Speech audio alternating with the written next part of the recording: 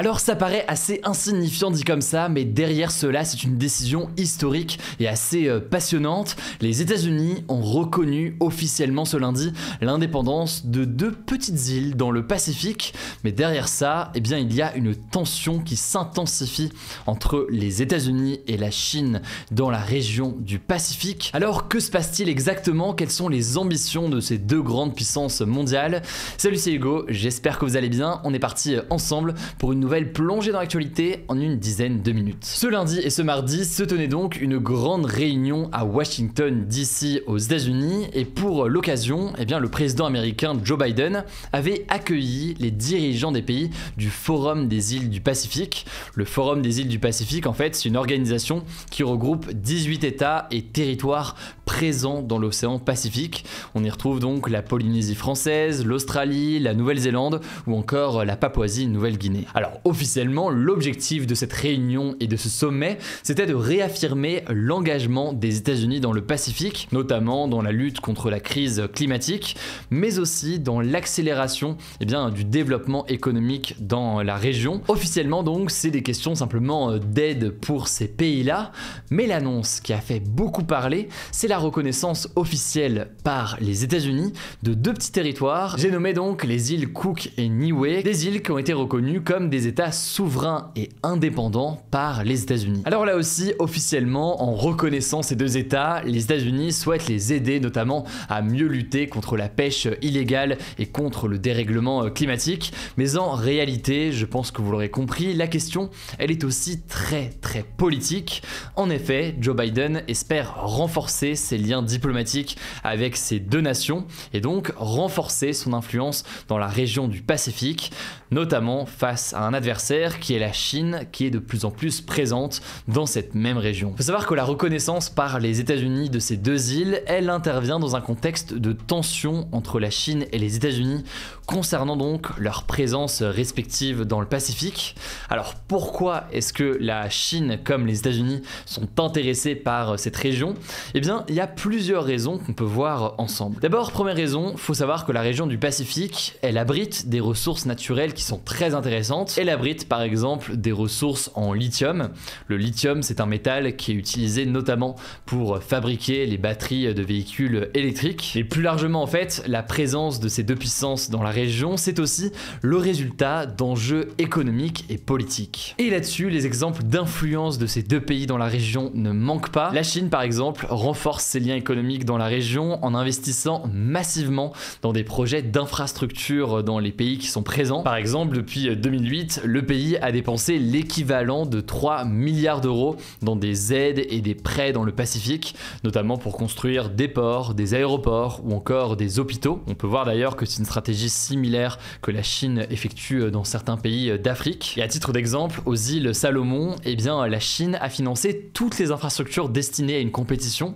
C'est les Jeux du Pacifique qui vont se tenir en novembre prochain. Bref, il y a une stratégie de la Chine à investir massivement. Du côté des États-Unis, forcément là aussi on a répondu. L'an dernier par exemple, un nouveau partenariat économique a été conclu en Asie-Pacifique. Et d'ailleurs, lors du sommet que j'évoquais en début de cette actu et qui s'est donc tenu ce lundi et ce mardi, eh bien le président américain Joe Biden a promis une nouvelle aide d'environ 60 millions d'euros en équivalent pour construire des infrastructures là aussi dans la région. L'idée évidemment en faisant ça pour les 2 pays, c'est de renforcer les liens avec ce pays et d'obtenir donc au fur et à mesure un soutien et un lien très fort, y compris d'un point de vue politique.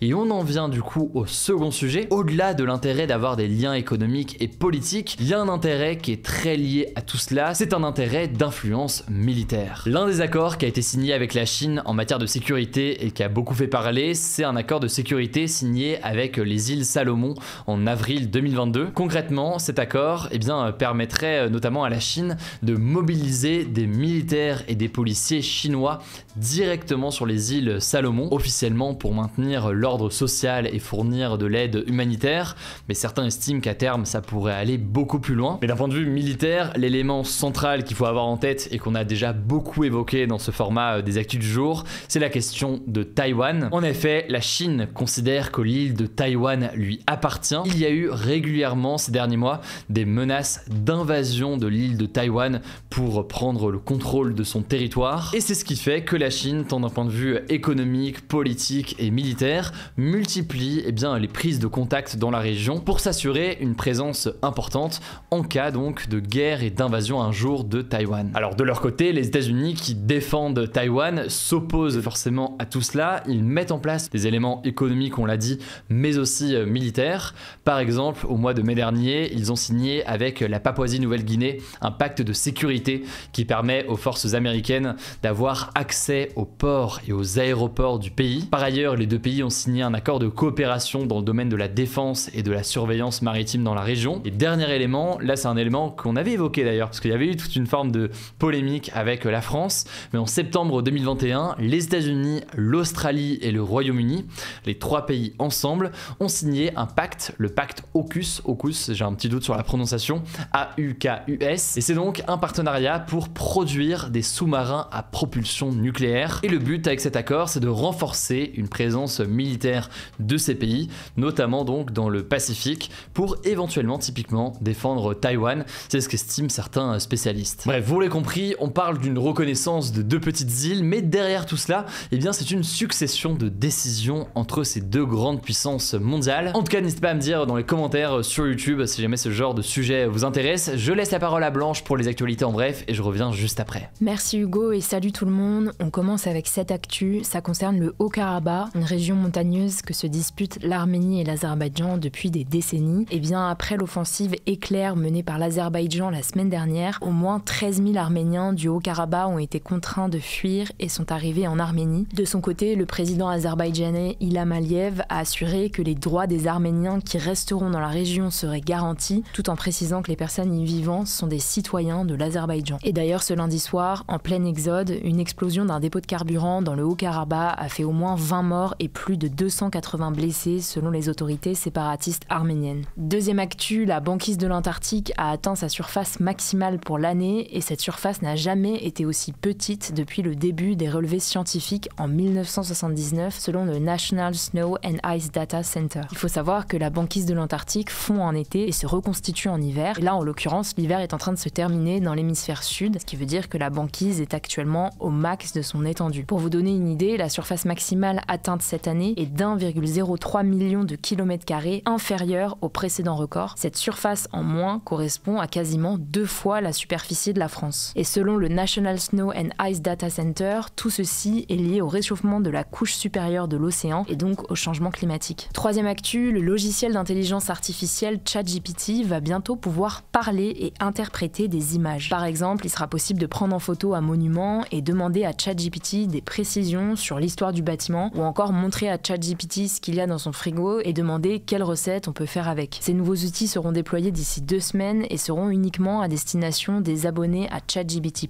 la version payante de ChatGPT. Et d'ailleurs, autre nouveauté, la plateforme de streaming Spotify a annoncé ce lundi un partenariat avec OpenAI, la maison mère de ChatGPT, pour traduire les podcasts. En gros, des contenus enregistrés en anglais seront disponibles dans d'autres langues et inversement, en conservant une voix similaire à celle d'origine. Concrètement, ça veut dire que vous pourrez bientôt nous entendre, Hugo et moi, dans d'autres langues et partager le podcast à vos amis qui ne parlent pas français pour qu'ils puissent en profiter. Quatrième actu, je voulais vous parler de l'ouverture d'un faux café Starbucks en Algérie qui fait beaucoup parler en ce moment. Tout est parti de la vidéo d'un TikToker algérien, Oumnia Online, qui a publié une vidéo sur ses réseaux montrant ce nouveau Starbucks à Oran. Sauf que Starbucks a très vite démenti l'info en expliquant à la BBC qu'il n'avait jamais ouvert de franchise en Algérie, ce qui veut dire que cette boutique à Oran est une contrefaçon. Sur TikTok, un jeune se présentant comme le responsable de l'établissement a affirmé avoir obtenu l'aval du directeur de Starbucks lors d'un voyage aux États-Unis. Bref, cette enseigne d'Algérie risque de payer des dommages et intérêts assez conséquents à Starbucks, on suivra ça. Cinquième actu, l'application de rencontre Tinder a lancé un nouvel abonnement VIP baptisé Tinder Select et qui coûte tout simplement 500 $ par mois. Concrètement, cet abonnement, qui existe déjà pour les célébrités, sera réservé à seulement quelques utilisateurs, notamment les plus actifs, qui devront candidater auprès de Tinder pour pouvoir en profiter. Parmi les fonctionnalités proposées, il y aura la possibilité de masquer les pubs, de tester les nouveautés de l'application en avant-première, d'avoir accès aux comptes les plus populaires ou encore d'avoir son profil mis en avant dans la liste de l'onglet Likes You pendant une semaine. On termine avec cette actu, les youtubeurs McFly et Carlito ont fait leur grand retour sur YouTube ce lundi après 7 mois d'absence ou presque. Ils ont dévoilé leur nouveau studio et précisé leur planning de vidéos qui ne sortiront plus le dimanche afin qu'ils se concentrent sur leur vie de famille décennie. D'ailleurs, ils comptent sortir 2 vidéos par semaine, voire 3. Et enfin, ils ne veulent plus se concentrer sur les vues et faire des vidéos peut-être un petit peu plus simples et moins travaillées pour ne pas retomber dans un burn-out, ce qui les avait poussés à faire une pause. Merci beaucoup Blanche pour ces actualités en bref. Alors il n'y avait pas de débat hier, mais il y a un débat aujourd'hui.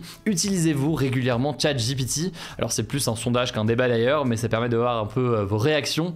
Ça se passe directement dans l'onglet communauté. Au passage, on essaie un peu avec mon équipe de calibrer la longueur du premier sujet par rapport aux actualités en bref. Qu'est-ce que vous en pensez de votre côté? Est-ce que vous avez l'impression que le sujet de une est trop long, pas assez long? Comment est-ce qu'on doit faire par rapport au en bref? Je suis très preneur de vos retours dans les commentaires sur YouTube, donc vraiment n'hésitez pas. Pour plus d'actualités, vous le savez, rendez-vous sur Instagram, le nom du compte c'est Hugo Décrypte. Prenez soin de vous, prenez soin de nos proches, et puis on se dit à demain pour une nouvelle vidéo.